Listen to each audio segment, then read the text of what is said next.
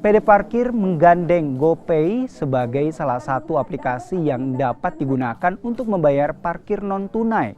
Dengan sistem ini, pembayaran parkir dapat dilakukan dengan menggunakan ponsel pintar, hanya dengan memindai barcode yang tertera di rompi juru parkir. Selain pembayaran sistem digital, juru parkir resmi akan mengenakan rompi baru yang dilengkapi kode batang yang bisa dipindai pengguna jasa parkir.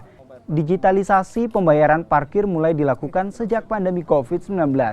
Pembayaran non-tunai diterapkan untuk mengurangi kontak langsung pengguna parkir dan jukir dan menjadi bagian dari program Makassar Recovery.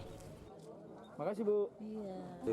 Saya kira tujuannya jelas adalah bagaimana memberikan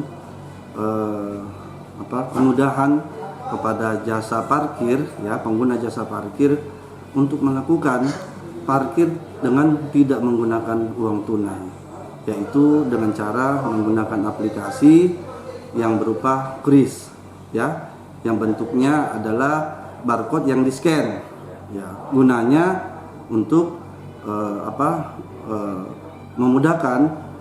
Kiranya tidak menggunakan uang tunai berarti kita melaksanakan kegiatan pemerintah terkait masalah persoalan COVID.